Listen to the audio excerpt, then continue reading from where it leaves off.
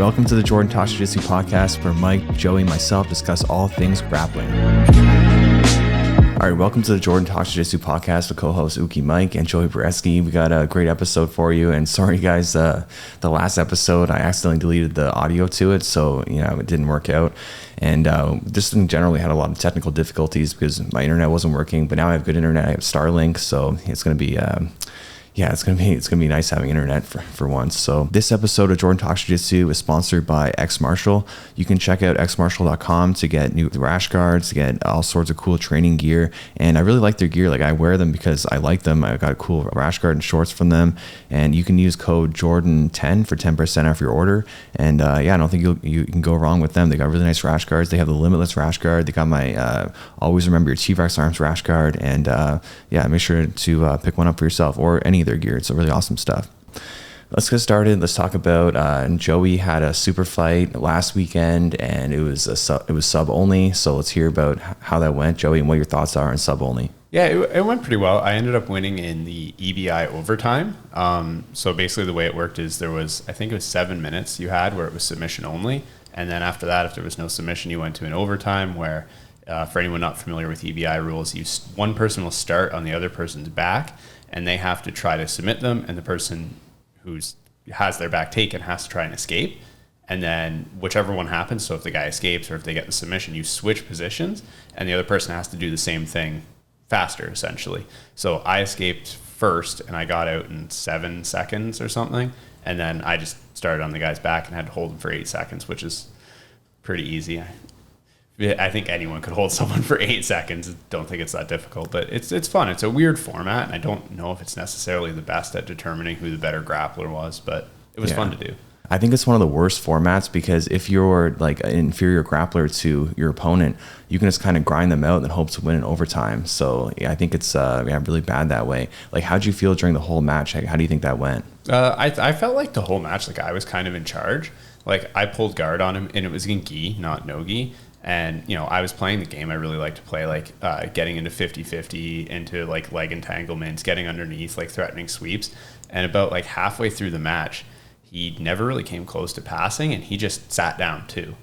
And I was like, at that point, I was like, oh, you really have no answer for my guard. Like, I'll just keep playing my 50-50 guards. Like, you can't pass me at all. You basically told me by sitting down instead of trying to pass that, like, you can't figure this out, so you want me to come on top. And I was like, I'm just not going to oblige you. So I felt like I kind of ran the show during the whole match. Like, I came the closest to subs. I came the closest to like sweeps in good positions. So I felt like I would have won if there was points, but yeah.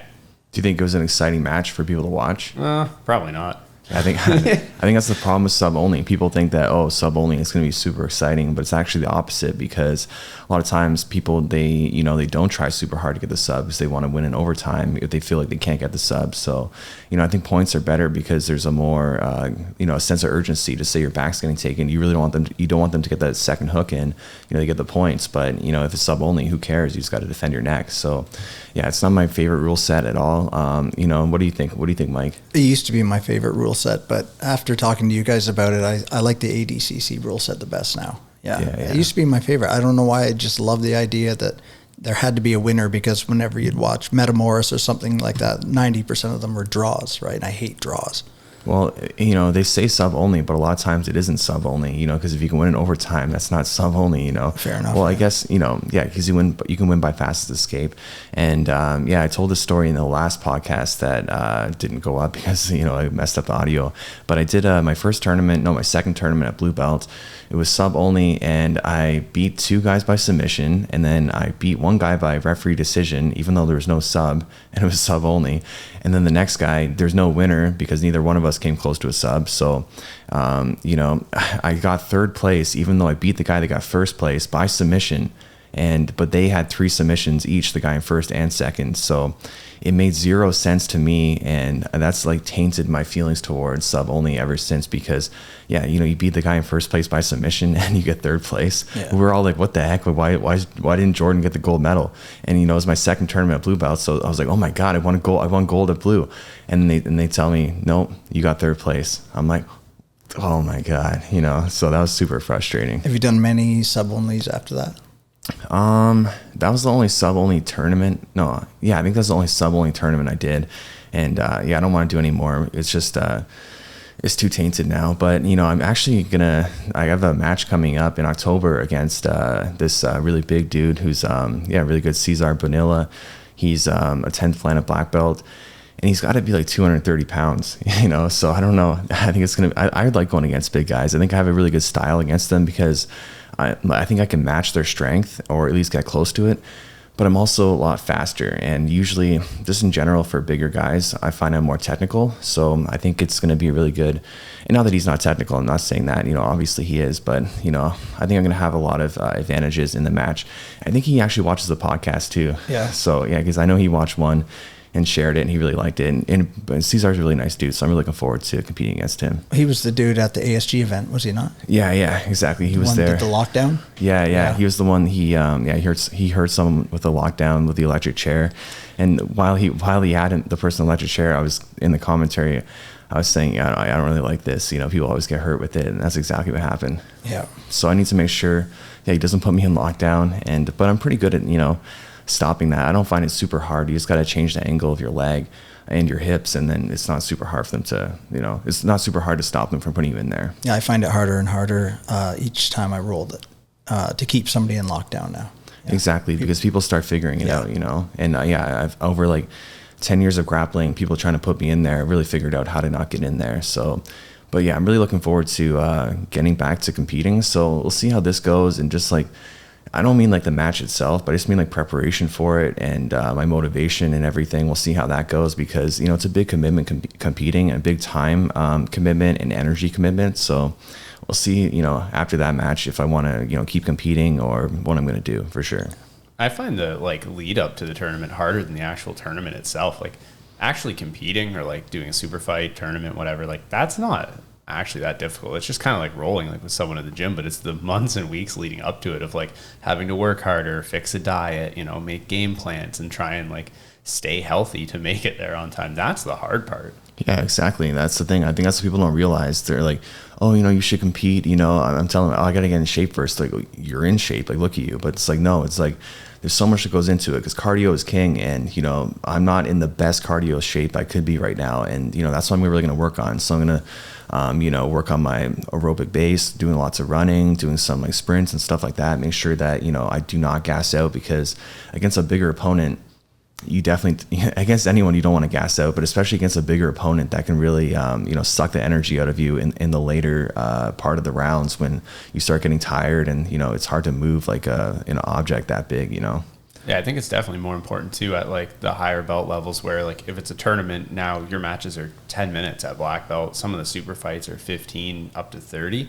Whereas like as a white belt, you can kind of get away with a little bit less cardio because you have 5-minute matches. It's 5 minutes, take some time, recover, and then you have a next match. It's a lot easier than you're going to go for 30 minutes all at once. Yeah, that's why I want to compete at Masters because I'm 31, so I can. And because Masters is 5-minute matches, which is way more appealing than a 10-minute match at adult.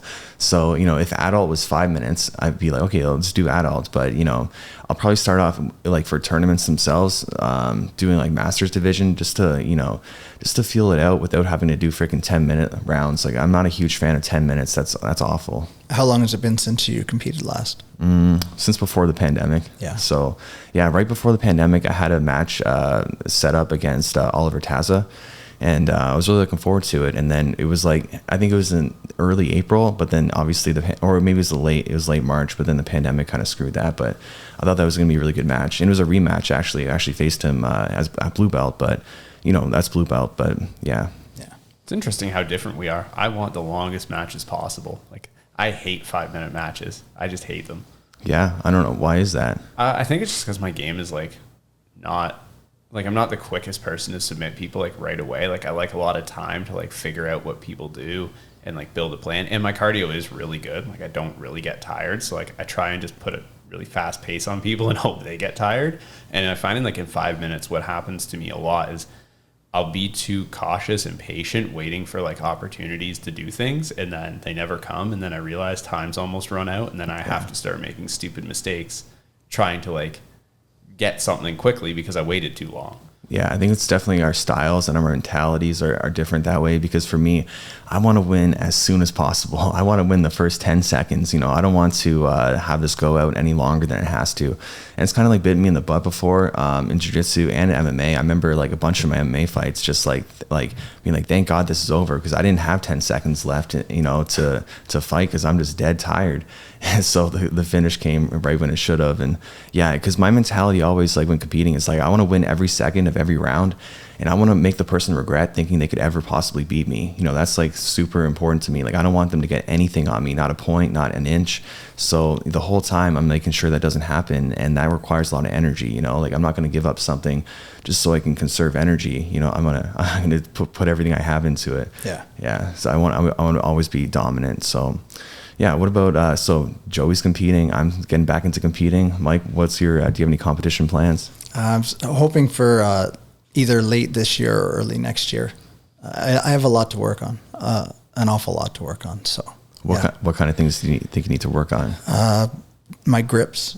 That's my number one problem. Not like you were saying on Patreon when we did questions, a lot of people don't know why they grab, where they grab, and I catch myself doing that all the time. And at the level I'm at, I should know what I'm doing. So I'm trying to correct it. And people ask me all the time, like, what grip should I take? And it's such a tough question to answer.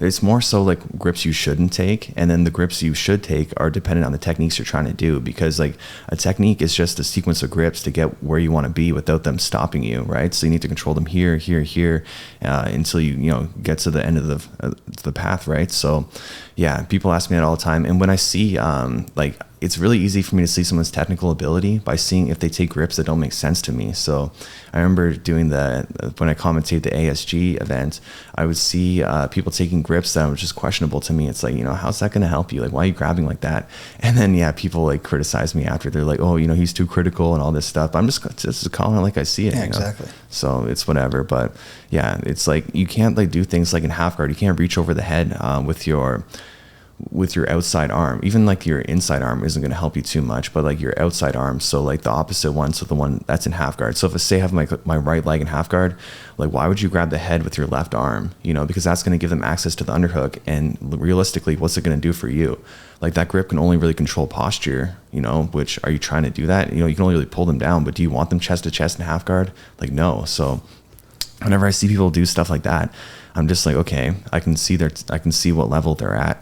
And so it's about what grips you shouldn't take, I think. And then again, the techniques, the grips you should take are dependent on the techniques you're trying to do. So I think that's a good thing to work on. What else do you think you got to work on? Well, not just winging it. I kind of just go into, when I roll, I wait for them to do something and I just react. I never impose what I'm trying to do. I never impose my will. I just kind of bounce off whatever they're doing. And, sometimes I come out on top. I need a heavy game plan when I'm rolling. I don't have one. I don't really have a style. Yeah, I think when I roll people that are kind of lesser skilled, then I kind of let them dictate what they're doing and kind of counter based off them.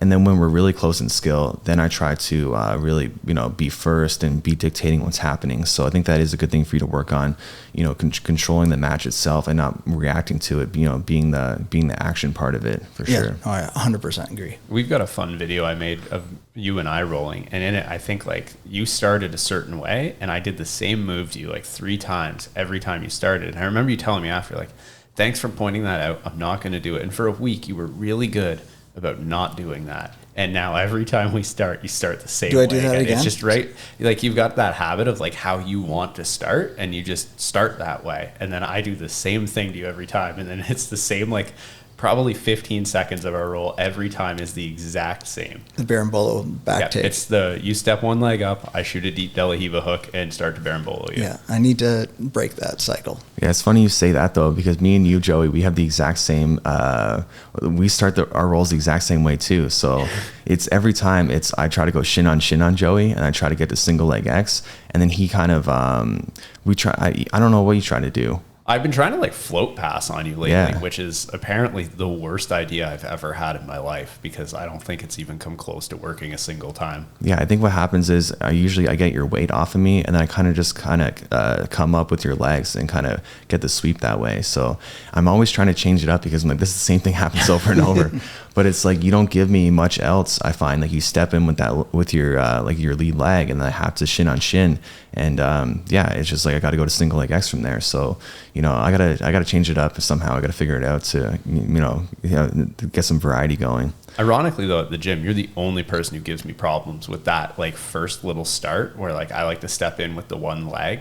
You're, for some reason, the way you like sit to like that shin on shin, you're the only person that I just like every time you get it, I'm like, I don't know why, but what I want to do is not working. Yeah. So I think I just keep doing, because I'm like, I'm gonna figure this out eventually. I'll find an answer. Yeah, I got the same mentality. I'm like, I'm gonna figure this out, because even though I think I am coming up with the sweep, it's like I want to do more. I'm trying to do like cool X guard stuff and cool single leg X, but you kind of deny me that opportunity, and it kind of becomes like a weird scramble. I'd rather it be like a cleaner thing, getting what I want, not having to react to what you're doing to counter. So yeah, I'll figure that out. So. Yeah, let's take some viewer questions. This one is from Brandon. Hi, Jordan. My name is Brandon. I'm a blue belt here in Ontario. I wanted to know when you think is the right time to move on from a gym. I've been training for about 3 years in the gym I'm at. I really liked it in the beginning. I think they teach the beginning things really well. But as I've gotten a little more experience, and with the pandemic, the quality doesn't seem to be quite the same. I was wondering, when is the time to move on? I'm not as good as the higher up belts yet, so it feels a little weird to be leaving when there's still several things they could offer me. But we don't do a lot of the things that are the current meta of jiu-jitsu. We don't really look at any leg locks or X guard or any of the things that we're commonly seeing today in tournaments. And often I myself and other students at the gym turn to your channel to see some new things, and other YouTube channels to see new things. So I'm wondering if I should be switching gyms, or if I should continue with that online training until I'm a bit better at this gym. Yeah, I would say definitely switch gyms. Like, I think if you're even asking the question to yourself and us, I think it just shows that you're ready to move on. I don't think that there's any problem with switching gyms, and you only live once, and how you spend your time is your life. So do you want to like do things in your life and have your life be something that you don't want to do, right? You don't want to be there. It would be much more enjoyable. Like jiu-jitsu would be much more enjoyable of an experience, I think, if you went to a gym that met all the criteria you're looking for, like a modern jiu-jitsu game. And there's like a lot of gyms are kind of, maybe not a lot, but a decent amount of gyms are still kind of stuck in the past. And the past methods aren't the best methods, and they're not like a super exciting way to train. So, I left 2 gyms, and both times it was really hard for me to leave. But, I'm really glad I did. I made the right choice both times, even though both times I was criticized heavily by the members. And it's just like, whatever, because I'm doing well now. And it'll be the same thing for you, right? Like, once you switch, I guarantee you won't regret it. What do you guys think? I think you have to do what's right for you. And if you feel like you're not learning what you want to learn there, and there's another gym that offers that, do it. It's your life, your money. Yeah, one thing too, I think, is like, because I do get this question a lot, I think people should talk to their instructors more and tell them like this is how they feel, because sometimes the instructors, it's not that they're like, bad people or assholes or doing anything, specific, like intentionally wrong.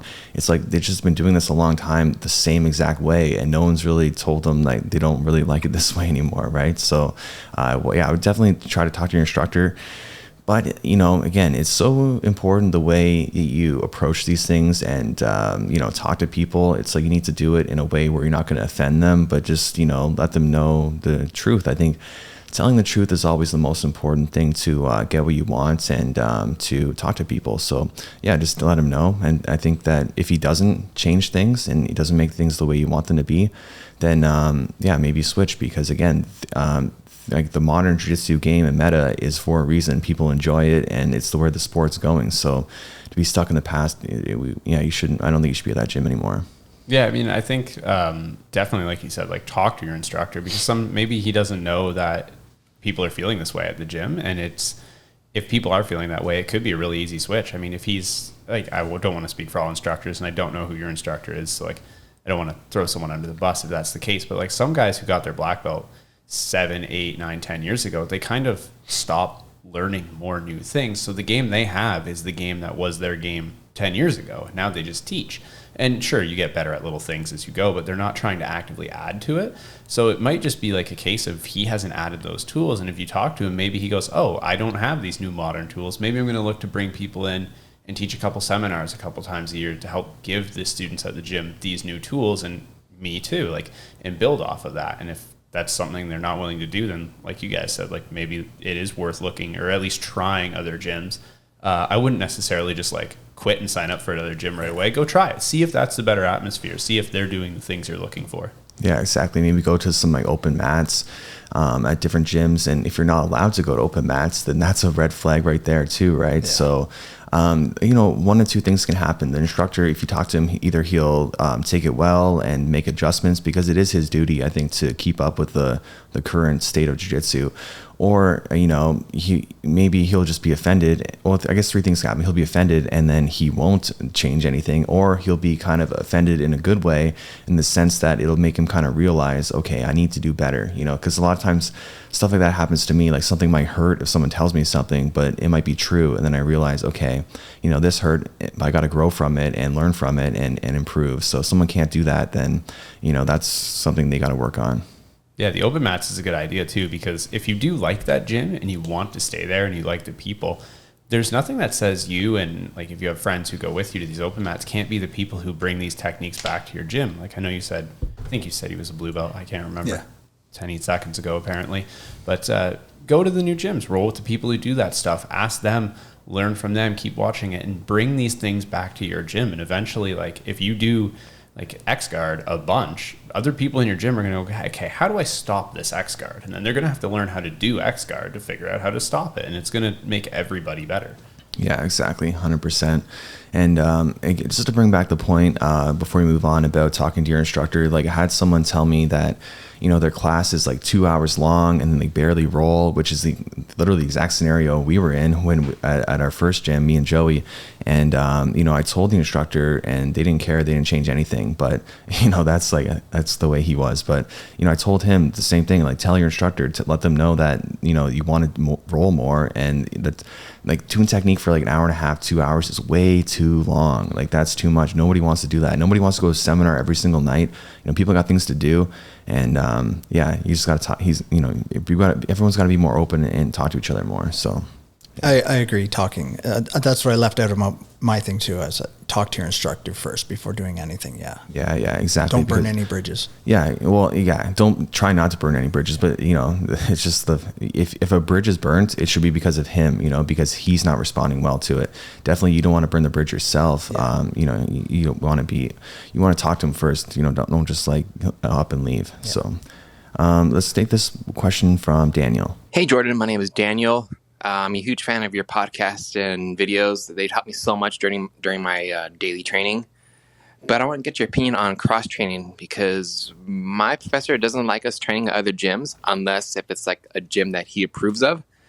And to me, I kind of see it as like a red flag. Like I'm on the verge of actually switching gyms, but I'm kind of not sure. So I just want to get your opinion on that. Thank you so much. Yeah, first off, thank you for the compliment. I'm glad you really like the podcast and the channel. And it's very similar to the last question. It is a big red flag, and it's such a reflection on their ego. People always say like, jiu-jitsu kind of eliminates ego, but it does not whatsoever. And I think sometimes black belts are the worst for having egos, and gym owners are the worst for it. So, like if any of my students want to go to open mat, that's 100% fine, and I encourage them to go. And there's even like gyms close by that I don't have great relationships with, like one gym, the instructor there is mine and Joey's former instructor, and he hates our guts. So but if one of my students were to go there for open mat, that's 100% fine. I encourage that. Go roll with them, and it's not a big deal. So I think it's super lame when instructors are like that. It just, if you can't keep your students at your gym wanting to train at your gym, then that's on you. You got to change that. You shouldn't have to prevent people from going somewhere else to, not make them so they don't realize that the grass is greener on the other side. You got to make your grass green.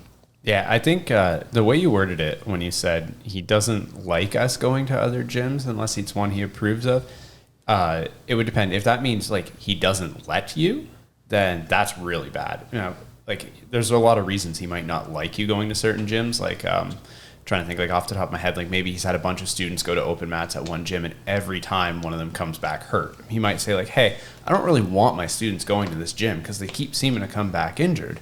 Or like there's a lot of other things like maybe one gym's like notorious for having like staph or ringworm or things like spread around and not be clean. And he's like, I don't really want people going there, training on that and bringing it back to our gym. Yeah. But like we talked about before, talk to him. If your instructor says, I don't like you training at certain gyms, just say like, is there a particular reason why? I mean, some people might not like it. Like you said, black belts can have ego, but if he's a normal person, most people who have a valid rationale for an opinion would be happy to share that with you. I mean, if he says like, hey, it's just, I find like a lot of people there, maybe they don't keep like the high standard of cleanliness and I don't want that brought back to our gym where it could run rampant and then look bad upon me.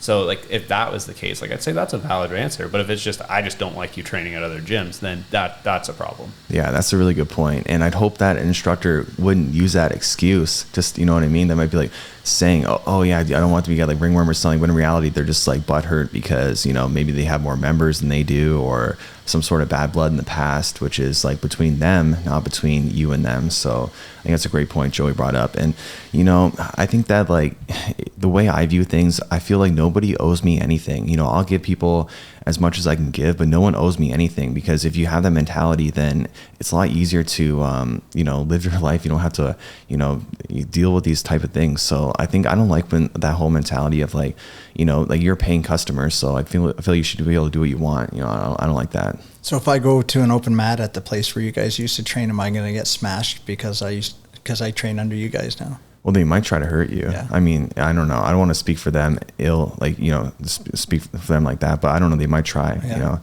So that'd be my one concern is like, yeah, just watch out. Make sure they don't try to kill you. All right. Yeah. But I'll try it. Yeah. So this one's from Carly. Hey, Jordan, Mike, and Joey. My name is Carly. I am a white belt from Southern Illinois. Y'all answered one of my questions last week, which I really appreciate. So I have another question. Jordan, I know that you're really, really good at the arm-in guillotine, and the arm-in guillotine is my personal favorite sub. So far, I pretty much only hit it from the front headlock. What are some other great setups or other great positions to get a arm-in guillotine from? What are your favorite ways to get it from top and from bottom? Any help is much appreciated. Thank you so much. So first off, I'm almost done my BJJ Fanatics instructional. I'm almost done editing that, so that'll provide a lot of answers. But you know what I say in that instructional, which I'll say now too, is like I try not to memorize all these different positions you can get it from. Like more so when I feel like I can grab the neck and get my arm underneath their arm, then I go for it. So there's so many different positions. Like if you look at like my roll at Chewy, you know, I rolled into the front headlock, you know, many times, like well twice, and then, you know, other rolls with other people, it's the same kind of thing. I kind of just find the neck. So anytime someone's on their side and they got an underhook, that's a great time to go for it. Or yeah, basically like the front headlock itself is the arm-in guillotine position.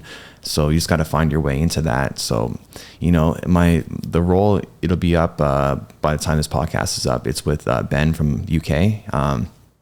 I do the arm-in guillotine on him a bunch because he keeps bringing his head past his knees, so it's really easy to grab his neck. So you just have to have the awareness when you can grab the neck and when to go for it. What do you think, Joey? For me, like, I know this isn't probably the answer you're looking for. It's my generic cop-out answer is anytime you could go for a Darce choke but feel like you can't thread that arm all the way through, you can get the arm-in guillotine. Like if you're built like me, like I have really short little arms, I don't think I've Darce choked someone in years. I can't get it, but I know that position is a good spot to get that arm-in guillotine. So I go for that a lot. Like, especially if I'm on top in half guard and like knee sliding through and they get like a lazy underhook, I can grab that neck. Yeah, exactly. And I got the same problem. Like I got short arms and they're also like, you know, stocky. So they're hard to like, you know, it's hard to get my arm underneath someone's neck for a Darce. So I always got to go that modified grip where you grab like your forearm. And I wish I had a bit longer of arms. I'd have much more success with Darces because I already have a lot of success with them, but I have even more if I had long arms. I actually think the arm-in guillotine, like all the people I know who have a good one have short arms. And I wonder if that's a function of like, it's difficult to get Darces, so you develop that other skill. I think that probably is it for sure. Because I love arm-in guillotine is my favorite no-gi front choke. And so many people like have a hard time with it because there's so much finesse to get it properly. And they think that arm out guillotine's better, but I don't think the arm out guillotine's better. I think it's worse because you can't transition from there to the darce or the anaconda if you need to. And you can't control the front headlock, you know, because you're so committed to that choke. So the arm in guillotine's way better in my opinion. I have a lot of trouble with it. I seem to crank a little bit more than choke. I always ask my partners when we train afterwards, was that a crank or a choke? And they're like, it's a little cranky. So yeah. I need to work on that a lot. Yeah. You got to get my BJ Fanatics instructional. I will. All right. So this one's from Andreas. Hey guys, I was just wondering, I'm considering starting jiu-jitsu and I'm wondering, do I need to buy more than one gi? Because I read they take forever to dry up if I want to train more than once a week. And considering this, because I've seen that most gis are actually pretty expensive. Thank you. Yeah. So first off, I always find it really cool when people watch the podcast or listen to it or watch the channel that don't do jiu-jitsu already, and not in like a bad way. I think that's like super cool. Like it's kind of like strange to me in a good way. So good for you for kind of researching jiu-jitsu before you started. And to answer your question, you only need one gi because for me, like, well, first off, you need to wash it right away because if you don't, it's going to start stinking.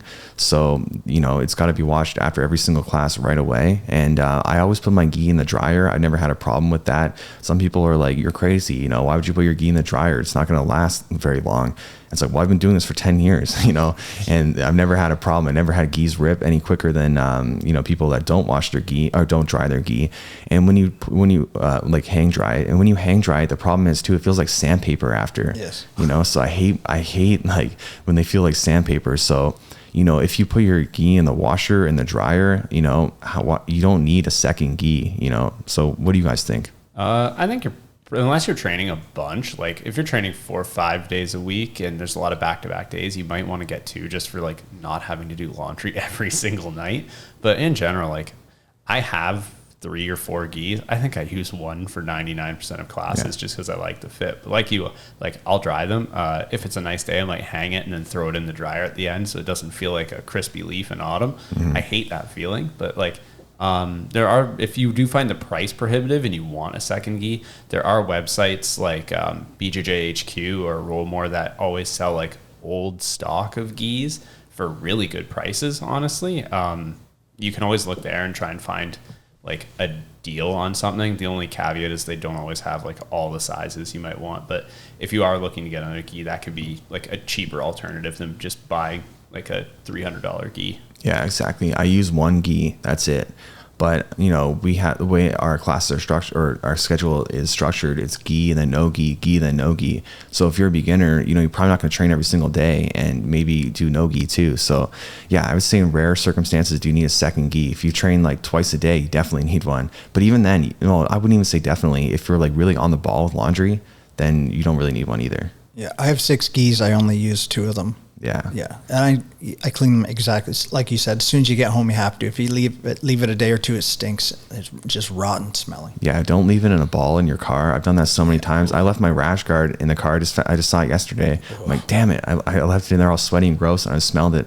Oh no, it reeks. You know. So yeah, you got to be careful not to do that. So let's take this question from Drew G. How do you feel about schools that run as instructor's choice and schools that have a curriculum?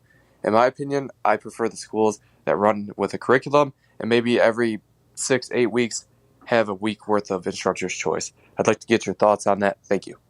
I 100% agree. I think that if the instructor is just picking what they want to teach the day of, like right 5 minutes before, which I used to do, then that's not the best approach. So this was like me for a long time. And again, this wasn't me being a good instructor. I would like figure out what I'm going to teach like 2 minutes before class starts. I'd even like, we bow in, I'd be thinking, well, shit, what am I going to teach? You know? And then I think of it, boom, right there in the spot. Okay, I can teach this. And that's unprofessional. You know, like I've learned a lot of things over time, how to be a good instructor. And it's came from, you know, making bad choices and being a poor instructor at times. So, yeah, I like the curriculum approach. And then, like you said, I think I like doing the instructor's choice too, kind of mixed in there. Because I think if you only do curriculum, that's super boring. So you need to, because, you know, you can look at the more niche type moves, you know, or what the instructor is kind of excited about, you know, for the instructor's choice portion. So Like, for example, one thing we're working on right now at the gym is the dogfight position, and we're going to work on that all of August. So the dogfight's so important because everyone's going to learn how to have good half guard sweeps, how to have good side control escapes, and even like defense against the knee slide too.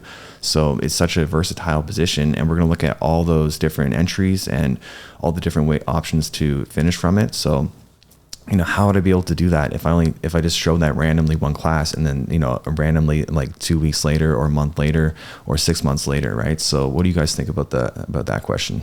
I think it's like almost like a mix is the answer. Like, I've been to gyms where they have a curriculum, like it's written on a paper, like every 6 months they restart the curriculum, and you will start like each week it's set down what they teach, and then once you hit the end, they just restart on the paper what you teach. And I really don't like that system at all. Like, I think there needs to be some fluidity. But like, I teach the no-gi at our gym. I tend to do like a theme for each week. Like, this week was like attacks from the bottom closed guard, and we're just going to do that like we do Tuesday and Thursdays. So Tuesday will be like some basics, like the bare fundamentals, and then Thursday will be a quick review, and then like building off of that. And then, especially for like a subject like closed guard attacks, there's so much. Next week will be kind of the same thing, and just each day is going to kind of build off of the next. But like, I don't have like a list for the next like 6 months of what I'm going to show. Yeah, me neither. Because like, I chose the dogfight just because I was watching the roll of Ben, and I did it on him, and it just kind of refreshed my memory. Like, oh yeah, I got to show this again because it's such an important technique to be able to do. So, it's more fun for me if I can keep it a little spontaneous that way, where like the months aren't planned ahead of time, in the sense of like a 6 month block of it, but I can plan like for that month, for what's exciting me, but not to do it every single class or just randomly, for sure. Yeah, and I think you also have to for instance, our no-gi classes are usually a lot smaller than our gi classes, so you almost have to deviate a little bit sometimes with what you want to show based on who's there. Yeah. Like, I love, and people are always asking me, like, I play like a lot of Berimbolo game, and people are always saying like, can you show us that stuff? And then, you'll show up to class and there's a bunch of guys who are like, not the most flexible, not the most agile. Maybe they're in like the mid 200s, and you're like, I could show this, but it's just going to be a waste of a class for most people. So we're going to stick to something else. But then you'll have a night where it is all the smaller people who are really flexible and mobile who want to learn that stuff. And maybe I'll deviate from what I would show, just because like, might be the best opportunity I ever get to show you guys this, and not have it be a waste for like other people, because I want everyone in the class to get something out of it. Yeah, I agree 100%. And Mike, you as a student, what do you prefer? What approach do you prefer? I like the variety that we have, because you teach a certain way, Joey teaches a certain way, Darren teaches a certain way, and I get to benefit from all three. Exactly. Or when Robert teaches well and Blair teaches. So there's so many. It's such a soup of jiu-jitsu I get to pull stuff from. I love it. Yeah, I like how it's that way, because then people can also choose what classes they're going to do based off kind of what they want to learn.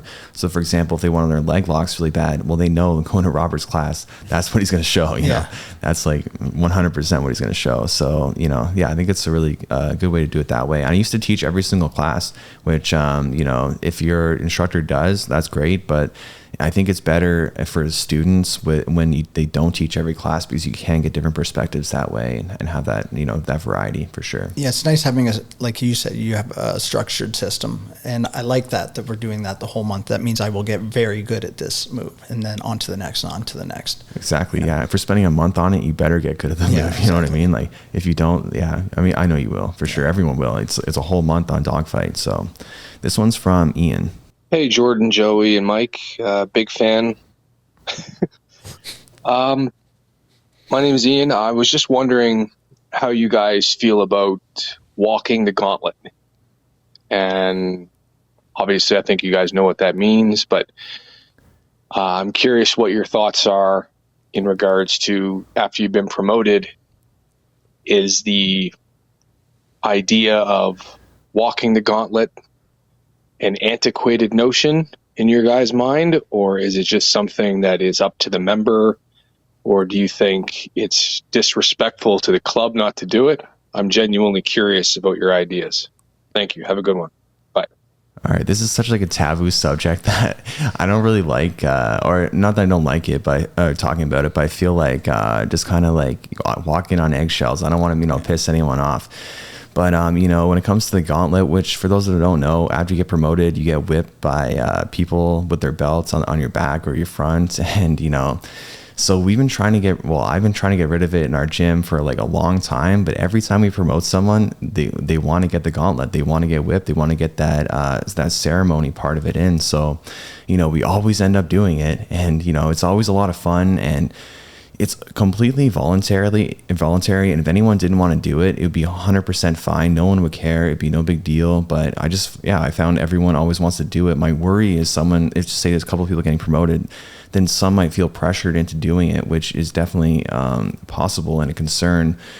But, so far I haven't found we've had any problems. Everyone's enjoyed it. And, but I also understand, I think that if it's like a family type gym where everyone's very like close and, has that vibe to it, I think that's a little different than just some like gym where you don't know anyone as much and, they're just whipping you with their belts. Like, I don't even know this person, so, what do you guys think about it? I love it.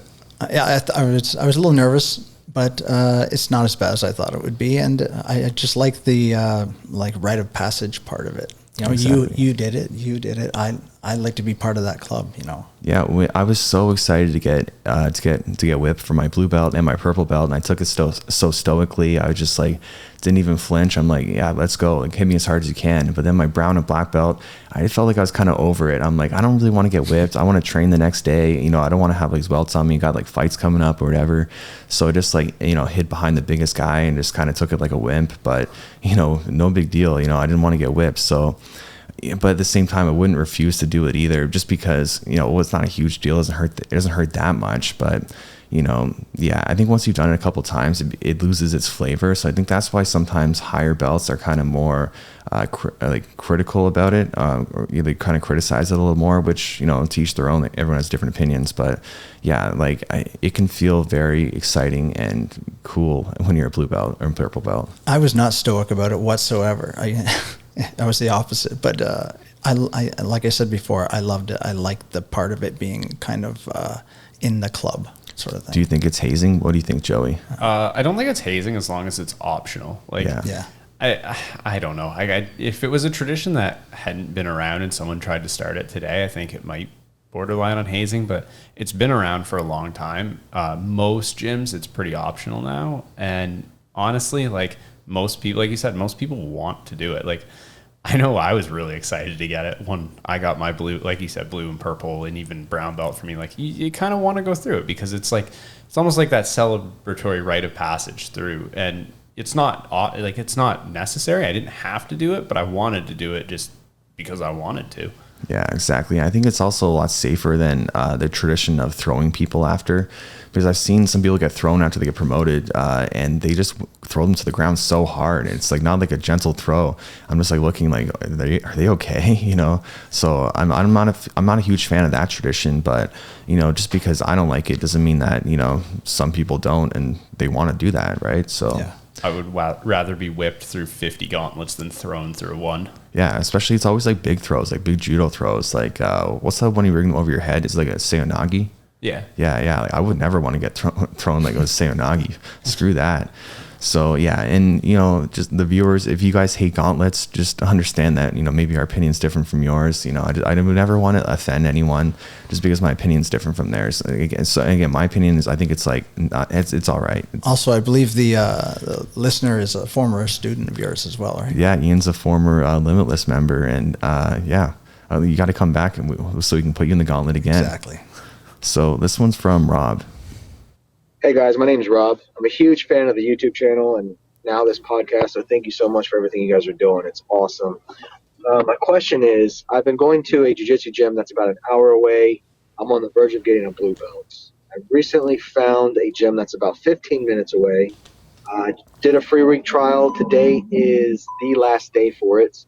I'm highly, highly considering making the switch. It's pretty much inevitable at this point. My question is it more respectful for me to tell my instructors now that I'm going to make the switch, but I'm going to stay with them until I get my blue belt from them for sentimental reasons? Or should I not say anything, wait to get my blue belt, and then tell them I'm leaving? Or not even worry about the belt at all, tell them I'm leaving and join this new gym? Appreciate any advice you guys can give me. Thanks a lot for everything. Have a great day. So I know it's hard not to, want the next belt and want it now and everything, but I think in this circumstance, 100%, you should switch to the gym now and not worry at all about your belts. I mean, if that gym feels like you're at the blue belt level, then I'm sure they'll promote you quickly. I wouldn't, I would not tell your instructors, and I wouldn't also tell them you want to wait until you get a blue belt from them. I'm not sure that's a good idea. Yeah, I think that's a good recipe to never get that blue belt. They'll just keep you there. Yeah, exactly. For as long as they can. But it is an option if you do really have some sentimental attachment to that first gym and you want to get your blue belt under that first instructor. If it's financially viable, maybe talk to both coaches and see if there's a way where you can train at the far gym, maybe 1 or 2 times a week, and then however many other times you train at the close gym, and just stay under the first gym for promotion purposes. And you can gradually, switch it back to 1 time a week there, or whatever sort of balance best suits your needs. Yeah, for sure. And I mean, I don't know what to say really. I would definitely not just get your blue belt and then leave. Yeah, I mean, I think it might, if it's a respect thing in the sense that you really want to get it from them because, you really cherish your time with them, and, you really want to, get the blue belt from that specific instructor. I think they might understand if it's kind of put in that kind of framework. Yeah. So that might be a little bit different in that sense. So maybe in that case, tell them, but I would, otherwise I wouldn't, I wouldn't do it that way. Yeah. Don't just get your blue belt and then peace out. And, you don't exist anymore, Exactly. So this one's from Eli. Hey Jordan, just want to thank you for all the time and effort you put into the YouTube channel. I can only imagine how much effort it takes to produce such high quality content, but it's helped me a ton to expand and improve my game. So thank you so much. Also, Joey and Mike, you guys are fantastic co-hosts on the podcast. I really appreciate you guys keeping it really interesting and entertaining. So for my question, I'll emphasize that I'm a 15-year-old with about 8 months worth of experience in jiu-jitsu, and I'm interested in possibly going into low-level competition. But my dad, as a former martial artist, has a history of injury in the sport. So, in your guys' experience, do you think that there's a serious risk of getting long-term damage in competition? Again, thank you. Have a great day. All right. So first off, thank you so much. I'm glad you appreciate my hard work because it is really hard and it takes a lot of my time. So to answer your question, there definitely is, a serious risk of injury doing jiu-jitsu in general, but doing any sport, so I don't know if competing is way more risky than training itself. I think it is riskier to get injured, but I don't know if it's a lot more risky. What do you think, Joey? What do you think about this? Just anecdotally, I've been hurt way more in a gym than I have in a competition, because typically if you compete once every, even let's say you compete a lot and it's once a month, that's still once a month, where you're probably training upwards of 20 times a month. You're more likely to get hurt in the gym statistically. Yeah. But people are going hard in competitions. I think they're not going to be gentle with you. They're trying to win. They might not be as respectful of I've got this armbar fully locked. They're going to try and finish it. But as long as you have good fundamentals and you understand that it is just a tournament, if something hurts, tap, and you're responsible, you'll probably be okay. Yeah, exactly. I mean, the important thing to remember is that everything you do with your body, you risk injury. So just say you play hockey or soccer, I've seen so many people get hurt, doing both, playing soccer, messing up their knees or messing up their ankle. I know I played soccer a long time, so I've seen a lot of injuries. And, hockey, constantly people hurting their shoulders, their knees, everything. So, if you use your body, you risk hurting it. But if you don't use your body, you also risk hurting it, right? But by being sedentary and, not living an active lifestyle. So it's just if you got a really nice car in the driveway, you're going to never drive it because you're worried it's going to, get some nicks and, have some problems. You want to drive it and enjoy that car. So I think, training jiu-jitsu, you want to have competition aspirations, you should go for it. And injury is always a risk, but I mean, life itself is a risk. You could get hurt just walking out your front door. Yeah, the tournaments, I don't think it's going to be much of a problem. You have a ref that's right there, a foot away from you. You have paramedics all around. I mean, you could get, like you said, you could walk out your front door, trip and fall and break your leg. Might as well do a tournament, have some fun. You know, yeah, there is a risk of getting hurt, but there's a risk of getting hurt anywhere. Exactly. That's exactly it. The most rewarding things in life carry the most amount of risk, right? If things weren't risky, then everyone would do them, right? So, yeah, I don't think you should not compete because of concern of injury. And I would just explain to your dad how much competing means to you and how much you're going to take injury prevention seriously by tapping quickly, by being smart about your movements, and yeah, just, you know, I would just try to convince your dad. Yeah, and there are things you can do too if like you are still concerned about it to like mitigate your injury risk. Things like get a good sleep. People get hurt way more when they're tired. Good nutrition, you know, stretching is so important. So many people focus on like weight training, getting strong, and then they don't stretch. They don't do flexibility training. You're less mobile. You're way more likely to get hurt from joint locks. And most importantly, before your tournament, warm up properly. So many people I see when they first start competing, they're almost afraid to get tired warming up before they roll. And they don't do enough of a warm up, and their muscles aren't warm when they roll. And then they end up like pulling a muscle during the roll. It's like, you're not going to get exhausted doing a warm up, but what you will do is get loose and get like your muscles will be able to go through that range of motion healthy without getting hurt, and you'll be way less likely to get injured. Yeah, I think the risk of getting too tired warming up is way less than the risk of, you know, of competing cold and having a problem there. So it's really hard to get too tired warming up, but it's really easy to be not warmed up enough and hurt yourself or perform poorly. You know, ideally, like you want to go out in like your second wind even, you know, like the more you warm up, the better. Like, you know, in training, it's like I always had the best rolls after like my basically my third roll. That's when it starts getting good. My first one is always the worst. So, you know, I think it's important to warm up for sure. I find it gets those nerves out a bit as well at the tournament if you're very warmed up. Yeah. Exactly. And those nerves can hurt you too, because now you're so stiff and making the wrong movements. So the more you can be fluid and loose, the less likely you are to hurt yourself. Yeah. So we'll take this question from Darshan. When have you been humbled the hardest in jiu-jitsu? Yeah, this is a great question. And so I'll tell the story again. I told it in the last podcast that didn't work out. But basically, I was training for 6 months. I was a white belt, and we went to this gym to train there. It was like the HQ who we were affiliated with. And I trained, and I rolled with this guy. He's just a little bit bigger than me, and he's kicked my ass, and he was a white belt too. And he said he was only been training for like, it's like his second class. And I'm thinking like, what? Like I can like beat up blue belts from 6 months of training, and you're telling me that you just started, you know, 2 days ago and you just beat me up. And that was really hard to take, you know, that really hurt me a lot, like mentally, my ego. And like, I remember another training partner saying like, what, he's the most talented person that ever started, you know, because he's like just so good for only training 2 days. I'm thinking like, I want you to say that about me, you know, you were saying about him and he's beat me up. So that was really hard to take for sure. Another time that was that really hard on my ego is I was about to get my purple belt, and it was my last tournament at blue belt, and I lost by an advantage, and it just destroyed me. I'm like, I want to go into purple belt on a win streak, not on a loss, because how you purple belt if you just lost at blue belt, right? So that was really hard for me to take. But then when I got my purple belt, I had the most successful competition experience I've ever had. Like that was my most successful belt. I won like everything. I won all my MMA fights at that belt, everything. So purple belt was an incredible experience. But it started off really on a bad note, losing at blue belt. Mine would be every time I grapple a black belt, and my first tournament was horrible. I walked in thinking I'm just going to smash these guys, and I lost. I got beat by both guys, and that was it. Single or double elimination. Yeah, that was it.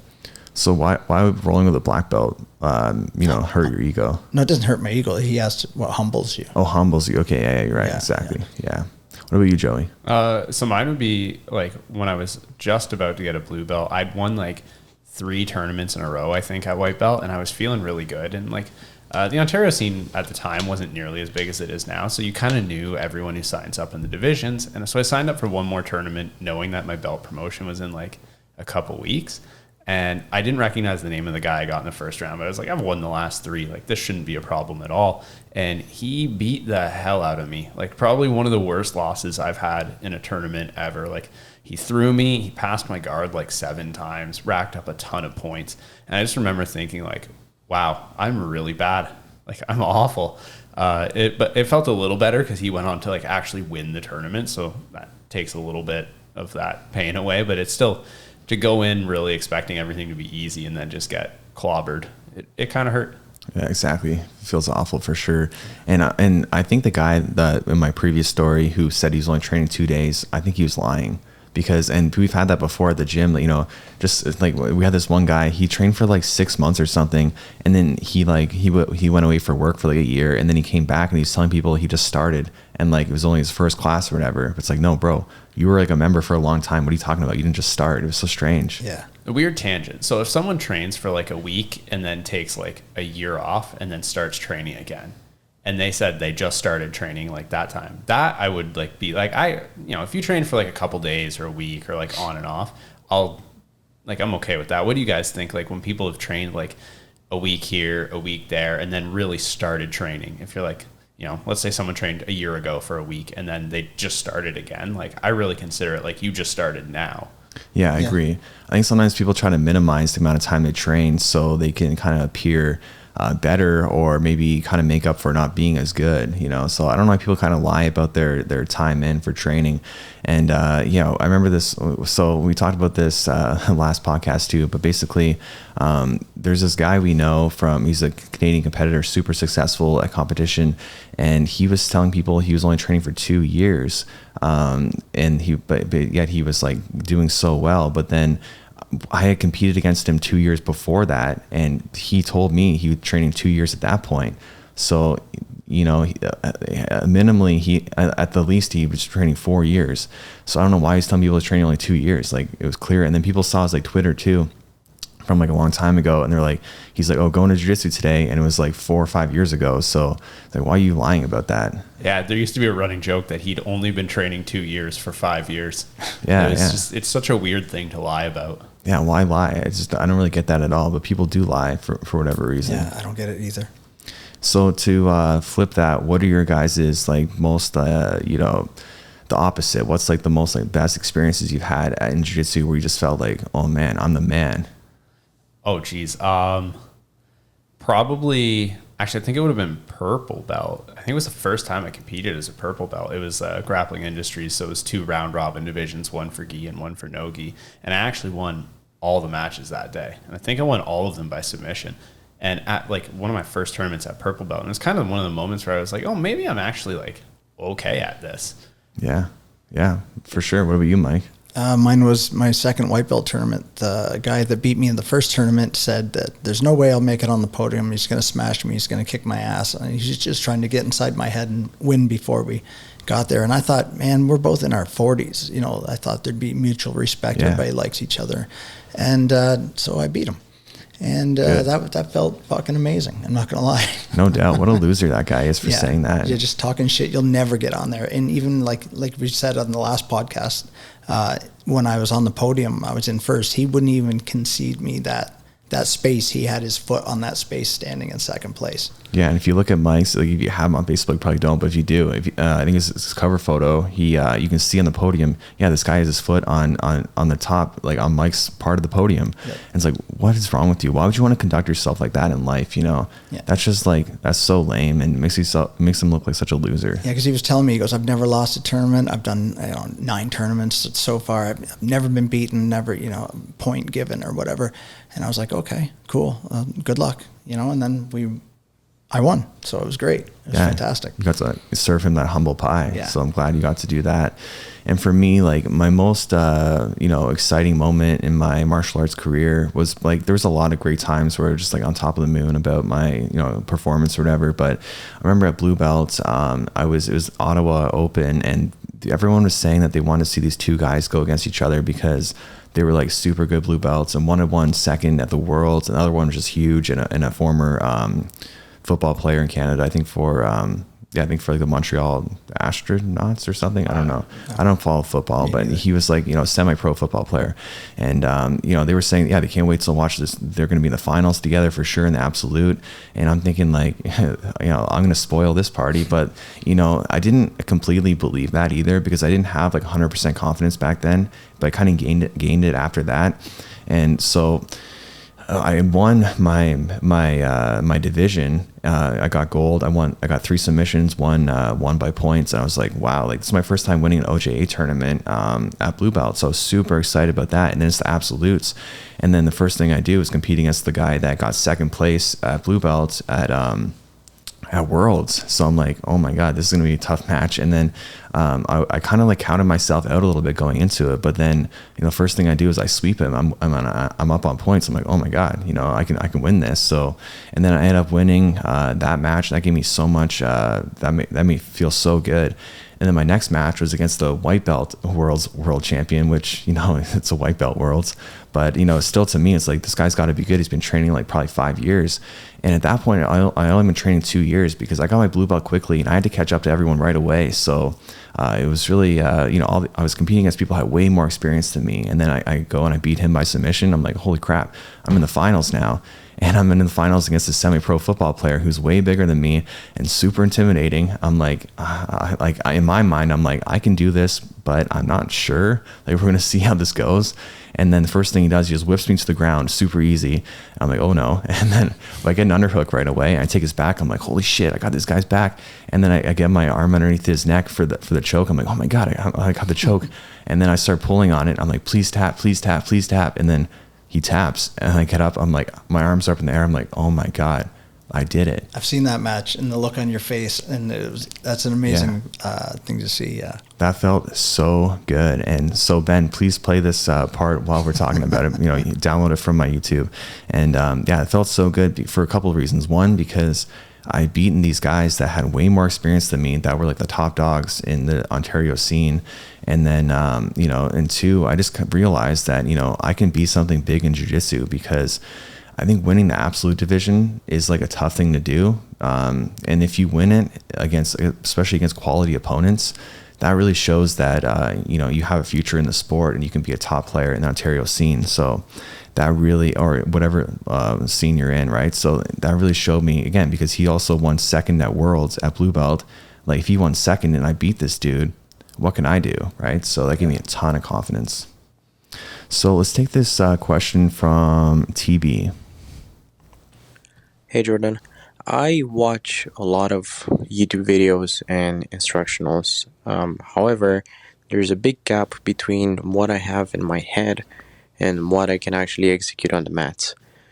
At the moment, due to my schedule, I can only go to jiu-jitsu 3 times a week. Do you have any advice on how to bring more of that knowledge that you have in your head on the actual mats and during sparring? Thank you very much for all the content that you put out. It's super, super helpful for us white belts. Yeah, so I think that the best thing to do is just have a game plan, have something specific you want to work on every time. And maybe some roles, like, don't even roll, just like ask the person if you can work on this thing specifically. That way you don't have to try to memorize it or use what you memorized against a resisting opponent. Kind of practice on them and ask them to maybe go 50% resistance or whatever, and kind of just work on the things that you want to work on, and then start actually rolling and try to implement it. So yeah, I don't know. What do you guys think? I do that all the time. Yeah, and it works. It works very well. Yeah, I agree. Drilling is also really good for this, like really refine those skills. But I definitely sympathize with you. It is hard when you feel like you know more than you can do. Like, I've never been a big or athletic guy, so there's always been bigger and stronger and faster people than me. And it's sometimes you feel like I know what I want to do, and I can't do it. Like, it's just not working. And you kind of have to just find ways to make it work for you. And if you drill things enough and get proficient enough with the technique, eventually you'll just figure out how to make the things work and how to do what you want to do, even against people that normally you probably shouldn't be able to do it. Yeah, exactly. I think there's nothing wrong with asking someone to, just help you out and and just like drill with them. So we'll take one more question. This one's from Kayloan. Hey, Jordan, Mike, and Joey. Quick question for you guys. I'm an international student, and that means that I've switched countries of living quite a bit in the past 2 years, and doing jiu-jitsu at one place has not been possible. So I've been switching gyms quite often, and I've managed to stay in one gym for 6 months, for the last 6 months. And there's been talks of promotions, but I just learned that I'm going to be switching gyms again because I have to move city. And I know I shouldn't care about belts and stuff, but still we can't avoid that. And I was wondering what's your guys' perspective on this, because every time I go to a new gym, it's always you have to do at least 1 year with your current gym to get promoted. I'd love your opinion. I love the podcast and the YouTube videos. Much love from Bulgaria.